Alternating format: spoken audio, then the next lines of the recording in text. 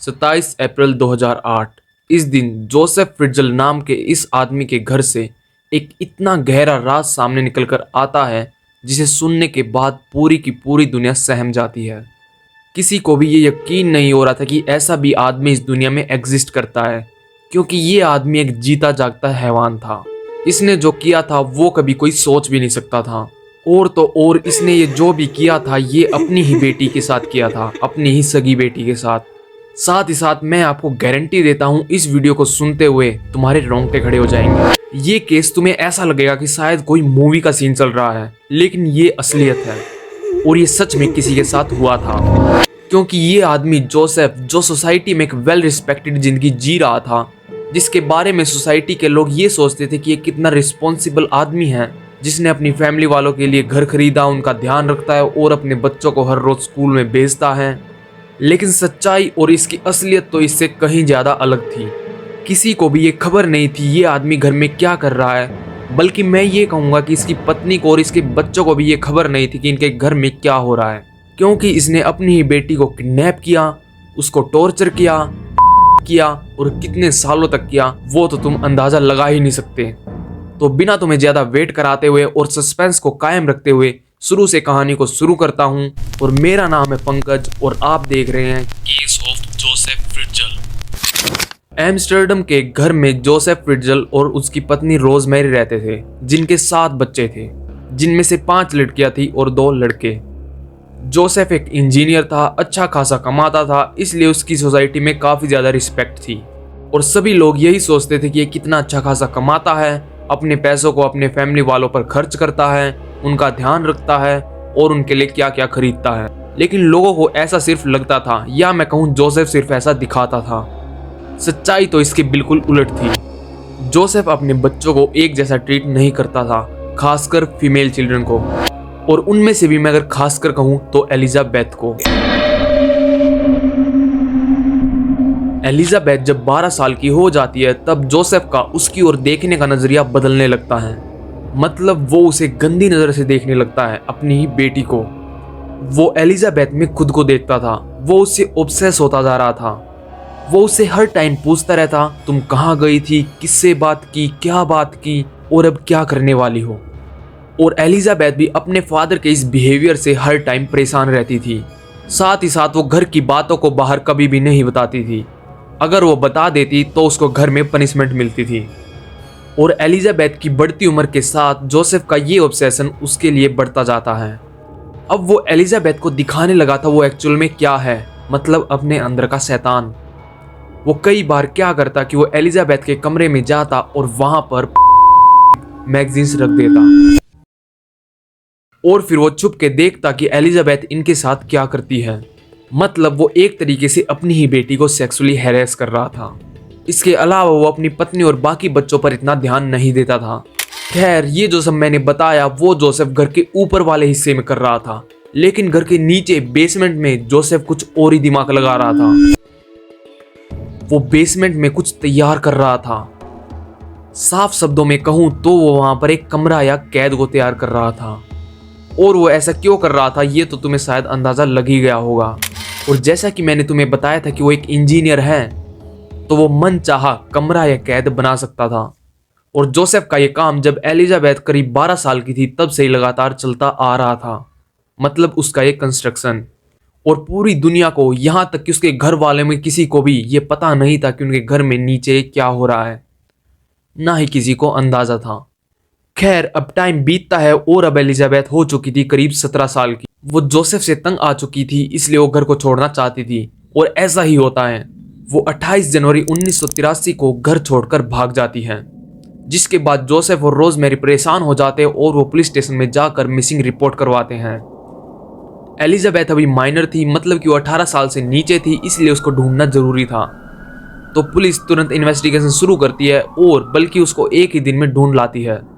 Elizabeth को Joseph को सौंप दिया जाता है, जिसके बाद जोसेफ पुलिस वालों को धन्यवाद करता है और कहता है कि मैं अब इसको कहीं भी नहीं जाने दूंगा। पुलिस वाले बताते हैं कि ये सुनकर उन्हें भी उस टाइम थोड़ा सा क्रीपी लगा था, लेकिन उन्होंने सोचा कि बस ये ऐसे ही कह दिया होगा प्यार में। लेकिन उनको नहीं पता था कि ये कुछ अलग ही टाइप का प्यार था।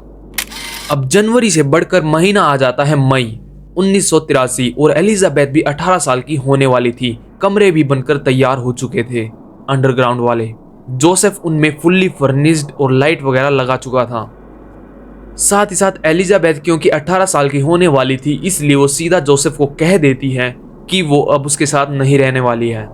मतलब वो 18 साल की होते ही घर छोड़कर कहीं पर चली जाएगी और उनसे कहीं दूर जाकर ही अपनी जिंदगी बिताएगी। लेकिन मेरे हिसाब से एलिजाबेथ को ये उसको नहीं बताना चाहिए था, क्योंकि उसने ऐसे करके बस जोसेफ को उकसा ही दिया जो वो करना चाहता था। और जोसेफ तो एलिजाबेथ से ऑब्सेस हो चुका था, वो उसको अपने से दूर जाते हुए नहीं देख सकता था। इसलिए उसको अब जल्दी से कुछ ऐसा करना था कि एलिजाबेथ हमेशा के लिए उसके ही कैद में रहे और उसके ही कंट्रोल में रहे। खैर, अब थोड़े और दिन बीतते हैं और साल आ जाता है मई 1983 से 28 अगस्त 1984। अब तक एलिजाबेथ 18 साल की हो चुकी थी, लेकिन इस दिन उसके घर वाले रोजमेरी क्या नोटिस करती है कि एलिजाबेथ तो घर में है ही नहीं। और वो ये बात जाकर बताती है जोसेफ को, जिसके बाद जोसेफ जब गेट पर जाता है तो उसे वहां पर एक लेटर देखने को मिलता है। उस लेटर में एलिजाबेथ की हैंडराइटिंग थी और उसमें उसने लिख रखा था, क्योंकि मैं 18 साल की हो चुकी हूँ तो लीगली मैं घर को छोड़ सकती हूँ, इसलिए मैं घर को छोड़कर एक कल्ट ज्वाइन करना चाहती हूँ, तो मुझे ढूंढने की कोशिश मत करना और मैं जा रही हूँ। जिसके बाद रोजमेरी और जोसेफ पुलिस स्टेशन में जाकर पुलिस वालों को ये लेटर दिखाते हैं और सारी कहानी बताते हैं कि एलिजाबेथ ने ऐसे ऐसे घर छोड़ के कल्ट ज्वाइन कर लिया। लेकिन ये सारी कहानी झूठ थी, ये सारा षड्यंत्र रचा हुआ था जोसेफ का। तो असलियत में एलिजाबेथ कहाँ गई? क्या वो अभी भी जिंदा है? इन सवालों का जवाब ये है कि चलो उस दिन के बारे में डिस्कस करते हैं कि उस दिन क्या हुआ था 28 अगस्त 1984 को। आज के दिन सुबह सुबह जोसेफ एलिजाबेथ के कमरे में आता है और उसको कहता है कि मैं बेसमेंट में कोई दरवाज़ा ठीक कर रहा हूँ, तो आकर मेरी मदद करो। अब जोसेफ एलिजाबेथ का बाप था तो उसको उसकी बात माननी पड़ती है और वो उसके साथ बेसमेंट में चल पड़ती है। एलिजाबेथ आगे आगे चल रही थी और जोसेफ उसके साथ पीछे। और बेसमेंट में उसके घुसते ही जोसेफ उसको कुछ सुंघा देता है, जिससे एलिजाबेथ वहीं की वहीं बेहोश हो जाती है। और ये बेसमेंट जो कि देखने में बिल्कुल आम था और छोटा था, जब वहां पर जोसेफ एक अलमारी को स्लाइड करता है तो वहां पर एक खुफिया रास्ता निकलता है। जिसके बाद जोसेफ एलिजाबेथ को उस रास्ते में से घसीटते हुए एक बेड पर ले जाकर एक कुत्ते की चेन से बांध देता है। जिसके बाद वो वहां पर थोड़ी देर और वेट करता है और फिर जब एलिजाबेथ को होश आ जाता है वो उससे फोर्सफुली एक लेटर लिखवाता है जिसमें वो सारी कहानी बोलता है। फिर उस लेटर को लेकर ड्राइव करके कहीं दूर जाता है और अपने ही घर के पते पर उसे सेंड कर देता है। जिसके बाद वो फिर से घर पर आता है, उस लेटर को ढूंढता है और फिर अपनी एक्टिंग शुरू करता है। जोसेफ ने इतना दिमाग लगाया था कि पुलिस वालों को भी कोई भनक नहीं लगती है और सभी लोग इस कहानी को सच मान बैठते हैं। और कब तक ये मानते रहते हैं ये तुम सोच भी नहीं सकते। लेकिन आगे बढ़ने से पहले मैं तुम्हें इस सेलर के बारे में बता देता हूँ, ये जो अंडरग्राउंड जगह थी इसके बारे में। तो शुरू से बताता हूँ, अगर कोई आदमी बेसमेंट में जाता है तो वो देखता है कि वहां पर सब कुछ नॉर्मल है और बेसमेंट बिल्कुल छोटा है और वहां पर कोई भी अलग चीज नहीं है। लेकिन वहां पर खड़ी एक अलमारी को जब स्लाइड किया जाता है तो वहां पर एक खुफिया रास्ता निकलता है। इस खुफिया रास्ते के दरवाजे को जब खोला जाता है तो अंदर तुम्हें देखने को मिलती है सीढ़ियां और ये सारी की सारी जगह, मतलब इस दरवाजे से आगे जाने का रास्ता पूरा का पूरा साउंड प्रूफ है। मतलब यहाँ से ना तो कोई अंदर आवाज जा सकती है और ना ही बाहर आ सकती है। इस रास्ते से होकर आगे जाते ही तुम्हें मिलता है लिविंग एरिया, जहां पर था एक बाथरूम और नहाने का एक छोटा सा टब। ये ऐसी जगह थी जहां पर खड़ा होना भी मुश्किल था। तुम इस फोटो में देख ही सकते हो मतलब कैसी जगह थी ये। और जोसेफ ने इसको बिल्कुल घर की तरह बना रखा है। खैर, ये लिविंग एरिया जोड़ता था एक और कमरे से, एक छोटा सा कमरा जहां पर एक बेड था और एक टीवी था। इस जगह की चीजों को देखकर तुम्हें अंदाजा लग ही गया होगा कि जोसेफ का इरादा एलिजाबेथ को लंबे समय तक यहाँ पर कैद रखने का था। साथ ही साथ बता दो, इस सेलर में कहीं से भी सनलाइट आने की कोई जगह नहीं थी। हर टाइम यहाँ पर सन्नाटा पसरा रहता था क्योंकि कोई भी आवाज अंदर से बाहर नहीं जा सकती थी। और तो और यहाँ पर नमी थी। खैर, उस दिन एलिजाबेथ को किडनैप करते ही उसका बाप मतलब जोसेफ अपनी बच्ची का है। एलिजाबेथ गिड़गिड़ाती है, उसके सामने भीख मांगती है कि मुझे जाने दो, लेकिन ये दरिंदा नहीं मानता है। उधर ऊपर सबको ये लग रहा था कि एलिजाबेथ कहीं पर भाग गई और खुशी से रह रही है या फिर कोई कल्ट ज्वाइन कर लिया है, और पुलिस को भी उसका कोई अता पता नहीं लगता है और ना ही कोई सुराग हाथ लगता है, तो उसकी तलाश को बंद कर दिया जाता है। खैर थोड़े दिन बीतते हैं। अब एलिजाबेथ को सब लोग भूल चुके थे और वो जोसेफ की कैद में नीचे कैद थी, और जोसेफ अब भी उसका लगातार हर रोज कई बार रेप करता था। उसका इतनी बार रेप हो जाता है कि वो प्रेग्नेंट हो जाती है, लेकिन उसका मिसकैरेज हो जाता है। इसके बाद भी जोसेफ नहीं मानता है, उसका फिर से रेप करता है और अब की बार वो फिर से प्रेग्नेंट हो जाती है। मतलब उसकी खुद की बेटी प्रेग्नेंट थी उससे ही। लेकिन इससे भी डरावनी बात तो ये थी कि उसके खुद के भाई बहन, उसकी माँ ऊपर खुशी खुशी रह रहे थे और उसको यहाँ तक कि भूल चुके थे, लेकिन वो तो उनके नीचे ही ठीक घर में कैद थी। खैर अब समय बीतता और साल आ जाता है 1984 से 1988। मतलब कि एलिजाबेथ को कैद में हो चुके थे करीब 4 साल और उसका डिलीवरी का टाइम नजदीक आता जा रहा था। तो जोसेफ क्या करता है कि वो एक दिन एलिजाबेथ को एक किताब ला कर देता है कि कैसे बच्चे को जन्म दे, और एलिजाबेथ को भी ये समझ में आ चुका था कि यहाँ से निकलने का कोई रास्ता नहीं है, तो उसको वो मजबूरन पढ़ना पड़ता है ताकि कम से कम वो अपने खून को, अपने बच्चे को बचा सके। जिसके बाद जोसेफ खुद ही उसको दवाइयाँ, कैंची वगैरह ला कर देता है और एलिजाबेथ खुद ही अकेले अपनी डिलीवरी करती है। मतलब कि तुम सोच कर देखो कितना डरावना रहा होगा वो पल एलिजाबेथ के लिए कि खुद ही अपनी वो डिलीवरी कर रही थी। यहाँ तक कि दोनों, बच्चा और माँ भी मर सकते थे, बल्कि बच्चा पैदा भी हो जाता है और वो ठीक ठाक था। बच्चे का नाम जोसेफ रखता है क्रिस्टिन। जिसके बाद जोसेफ उसका फिर से रेप करता है और फिर से वो प्रेग्नेंट हो जाती है और फिर से उस सेलर में वो सब रिपीट होता है और वहां पर एक और बच्चा जन्म लेता है। इस बच्चे का नाम रखा जाता है स्टेफिन।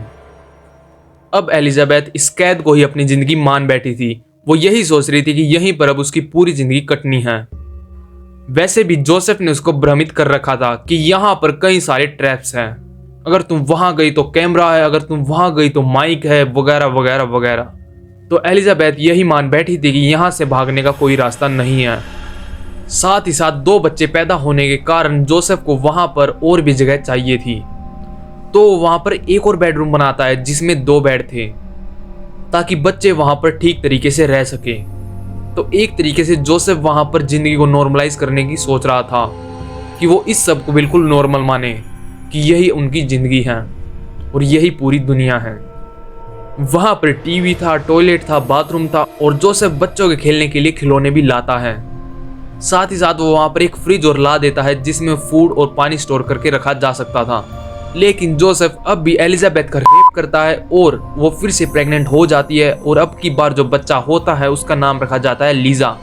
वो पैदा होने के बाद रोने से चुप ही नहीं हो रही थी क्योंकि उसके हार्ट में कोई बीमारी थी।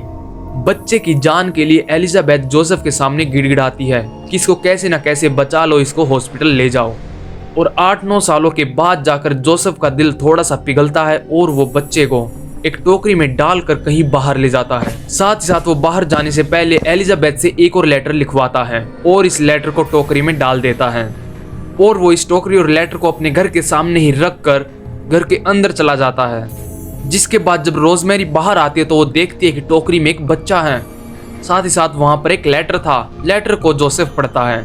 इसमें लिखा था कि जब मैंने कल्ट ज्वाइन किया था तो वहां पर मुझे प्यार हो जाता है और मैंने शादी कर ली है। ये हमारा बच्चा है और इसका ध्यान रख लो। रोजमेरी ये सोचकर कि ये एलिजाबेथ का बच्चा है, इस बच्चे को अपने साथ पालने लगती है। लेकिन बच्चा रोने से चुप नहीं हो रहा था। तो फिर जोसेफ हॉस्पिटल में जाता है और इसकी हार्ट की सर्जरी होती है। बच्चे का इलाज होने के बाद रोजमेरी इस बच्चे को घर पर ऊपर पालने लगती है। इस तरह से जोसेफ और एलिजाबेथ का तीसरा बच्चा अडॉप्ट कर लिया जाता है। एलिजाबेथ के 2 बच्चे वो खुद नीचे पाल रही थी और उसका तीसरा बच्चा ऊपर पल रहा था। ऐसे बच्चा मिलने के बाद पुलिस फिर से इन्वेस्टिगेशन शुरू करती है और एलिजाबेथ की तलाश चालू करती है। लेकिन अब की बार भी एलिजाबेथ का कोई अता पता नहीं लगता है। फिर समय बीतता है जिसके कारण पुलिस को फिर से उसकी तलाश को बंद करना पड़ता है और जोसेफ अब की बार भी अपनी बेटी का रेप करता है और अब की बार भी एलिजाबेथ प्रेग्नेंट हो जाती है। जिसके बाद एलिजाबेथ 2 जुड़वा बच्चों को जन्म देती है। लेकिन इन 2 बच्चों में से एक बच्चा तो बिल्कुल ठीक था, लेकिन दूसरा बच्चा वो लगातार रोते जा रहा था बच्चे के लगातार रोने के कारण जोसेफ को डर लगने लगता है, क्योंकि छोटा बच्चा बहुत तेज आवाज में रोता है। तो हो सकता था कि बच्चे की आवाज बाहर चली जाए और कोई इसे सुन ले। इसलिए जोसेफ क्या करता है, इस बच्चे को बाहर ले जाकर अपने घर की एक भट्टी में जिंदा जला देता है। और जोसेफ दूसरे बच्चे को, जो कि स्वस्थ था, उसको फिर से एक टोकरी में एक लेटर के साथ अपने घर के सामने दरवाजे पर छोड़ देता है। जिसके बाद वही सब होता है और रोजमेरी इस बच्चे को भी अडॉप्ट कर लेती है। साथ ही साथ इसके बाद भी एलिजाबेथ एक और बच्चे को जन्म देती है, जिसका नाम रखा जाता है मोनिका। और उसके साथ भी जोसेफ सेम वही कहानी दोहराता है, मतलब कि उसे दरवाजे पर छोड़ देता है और रोजमेरी उसको अडॉप्ट कर लेती है। ऐसे करके 3 बच्चे घर के ऊपर पल रहे थे रोजमेरी के साथ, और 2 बच्चे क्रिस्टिन और स्टीफन नीचे पल रहे थे। अब साल ऐसे कर करके आ चुका था 2008। एलिजाबेथ को नीचे कैद हुए अब करीब हो चुके थे 24 साल। यहाँ तक कि वे छोटे छोटे बच्चे क्रिस्टिन और स्टीफन भी बड़े हो चुके थे, वो 18-19 साल के हो चुके थे। अब जोसेफ ये प्लान करने लगता है कि कैसे करके एलिजाबेथ को ऊपर वाले परिवार से मिलाऊं।